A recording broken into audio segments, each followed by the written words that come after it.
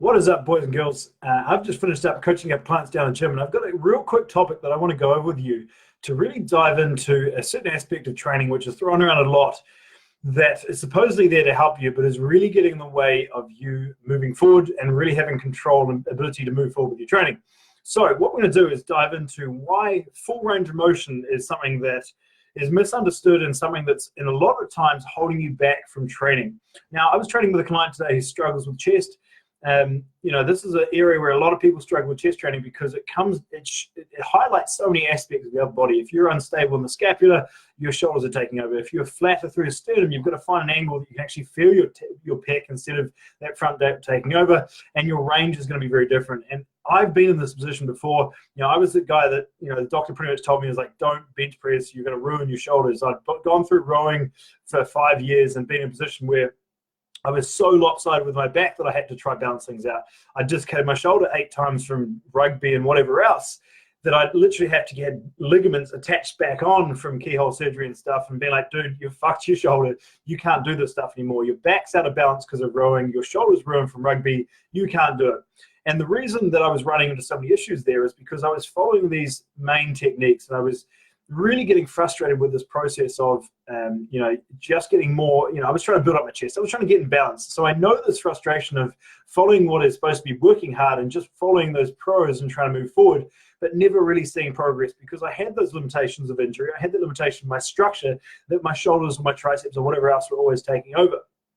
So I had to really take it back and strip back what it meant to take control of your training, what it meant to really be able to move forward with this stuff, because I was already at a disadvantage with both the health of my joints and how I structurally aligned with those machines. So things like a bench press just felt like shit because I couldn't feel that muscle as I moved through. So being in that position and really understanding what it feels like to feel stuck with your training, no matter how hard you work, I get that because I was in a position that I was keen to do whatever to put that muscle on, build up my chest and build some sort of balance. But the information that is out there was so misguiding or focusing on completely the wrong things, because more work, more reps is not going to help you unless the underlying issue of how you're moving is actually fixed. So I want you to get that concept across, because the awareness of how you're doing things is your first step to change. If you aren't aware that your chest is lagging or that your shoulders are always the ones that are taking over a bench press, then I can't give you the steps to move forward because you don't even realize that something's wrong. So being able to step back, reflect on what your training is like,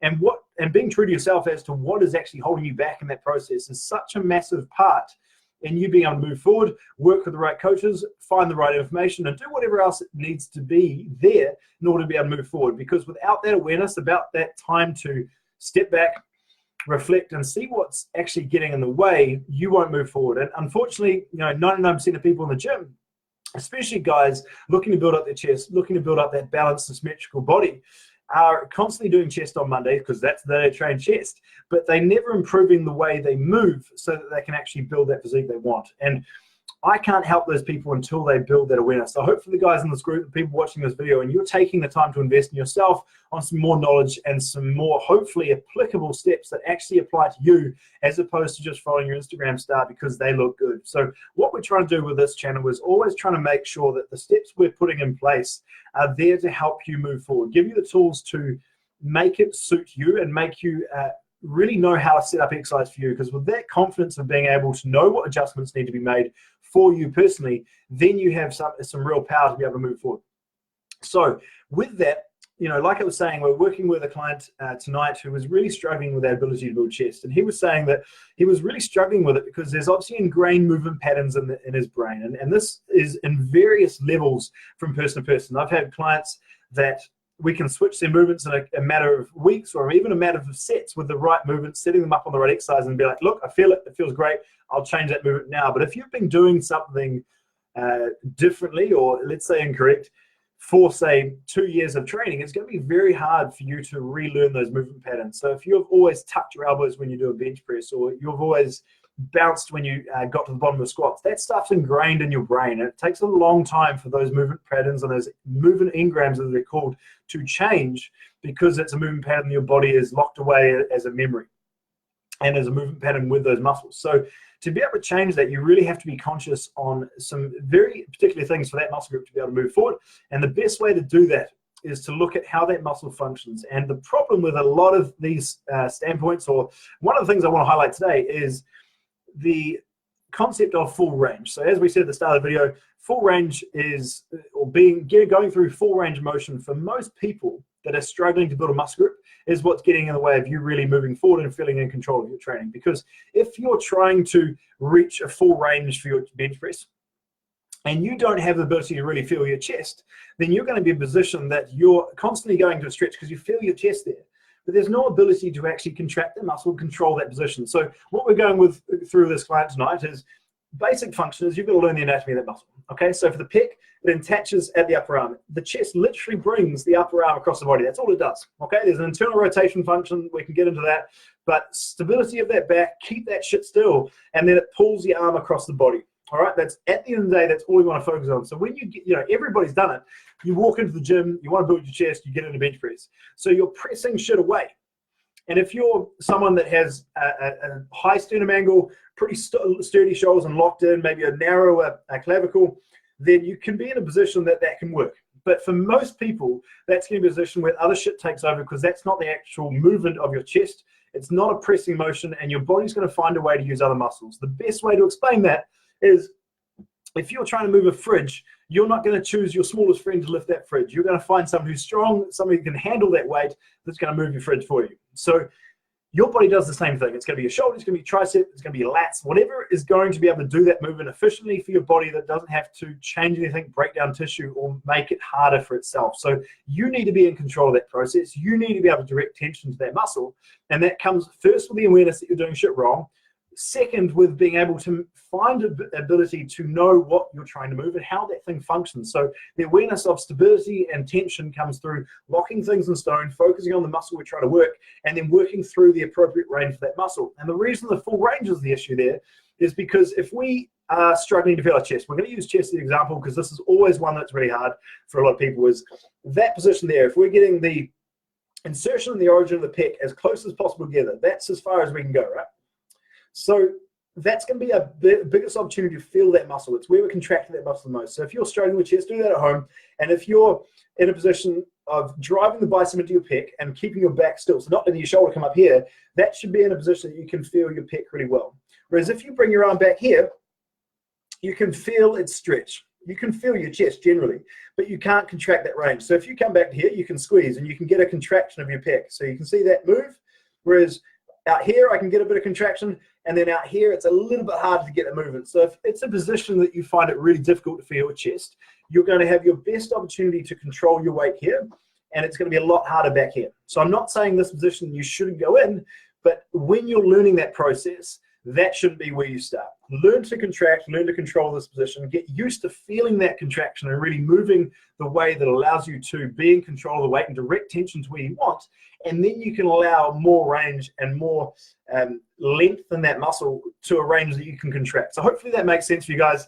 It really is a concept that gets in the way of people really being able to muscle because they're trying to work through a full range of that muscle when they don't understand the concept of moving the appropriate movement for your chest for your range. Hey, Joe.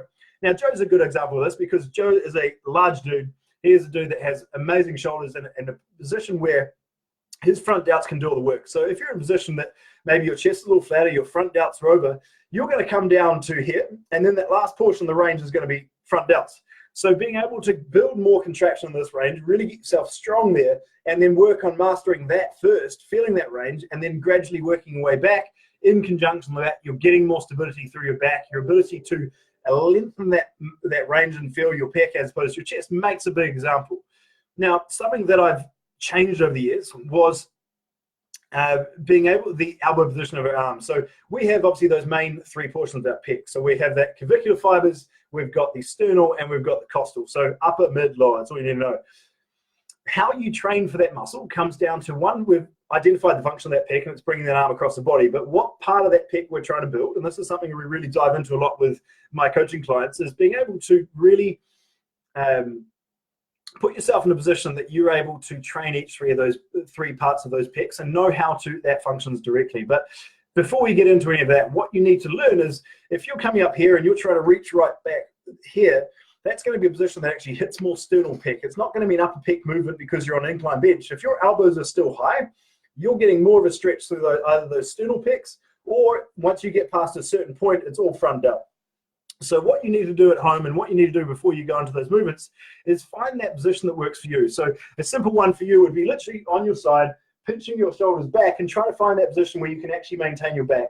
For me, you can still see that I've got 2 inches from my chest that I'm not able to go down. If I've got a bar, I've got to move something to get to that range. And that's where a lot of people go wrong when they start thinking about that full range of motion, because they're trying to get that bar to the chest because some dude told them so, and they're never actually allowing themselves to learn the range for their body. So I hope that really clears things up. There's a lot of concepts in there that I've kind of gone over, and hopefully you can conceptualize in a way that allows you to think about how to train for your body, because chest training is going to be very different from person to person. It's a great example because it involves so much of the scapula and how that stability plays a massive part in it, but also knowing that working through that range of motion allows you, needs you to focus on how that muscle actually functions, what range can you actually access, and then finding exercises to fit that.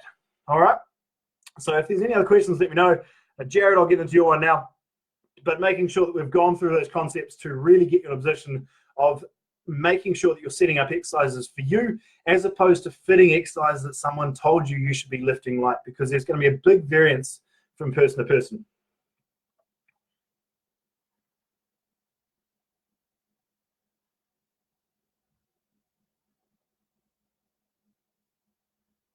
Okay, so what Jared's kind of asking here, and I'm going to break this down, let me know if I'm wrong, but if you're trying to build your weight up, if you're trying to focus on progression, and I'm not saying weight is not important, because I think once you've got the ability to be stable, that ability to contract muscle and really move forward, then you're in a position that you can really start putting that weight up. And it is important to be able to overload that muscle and really put a bit of weight there. But what I need you to look at is, if you're writing down your numbers each week and you're saying that, you know, this week I did 90 kilos and next week I did 100 kilos, that's a progression. But you've got to look a little deeper than that, because is that a progression?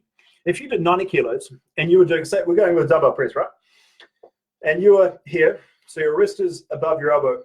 So you've got a decent distance there where you're not putting any more tension on the tricep, and most of the load is happening at the chest. You're coming across here. What happens when most people put 100 kilos in their hand, or let's be slightly more realistic, 40 kilos dumbbell in their hand, is they do this. So that's not a progression in my hands, because in my eyes, because what they've done is they've now taken more tension off the chest and then put more on the tricep. So Jared, that would be where I'd focus first, is where is that quality really going? Because you can push weight up, but it doesn't necessarily mean that it's going to be a progression for you, because first, you need to make sure that you're stable, you're able to control that weight. 2, you need to make sure that you can direct tension on that muscle. And then 3, we're making sure that nothing's changing in order to get that weight up. So there's sort of like a 3-step process that I would go through, that I've just taken you through, to make sure that progression is actually there. So rather than just trying to push the weight up each week, start with a weight of, say, 30 kilos. You're using these dumbbell presses, and you're moving really well. You're contracting things. You're feeling things really well. And if that feels good, next week, add in a pause at the bottom. Make sure you can feel that. You're getting rid of any inertia. You're contracting, then you drive. And you're getting used to that ability to just spend more time where it's difficult, so that fully lengthened range.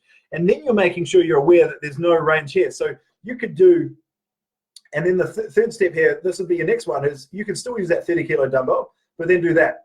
Just give you that like 1 degree range out here. And I guarantee that's going to be more work on your pec, less on your triceps, and a progression for your pec as more stimulus. So without changing that weight, I've just made that exercise harder.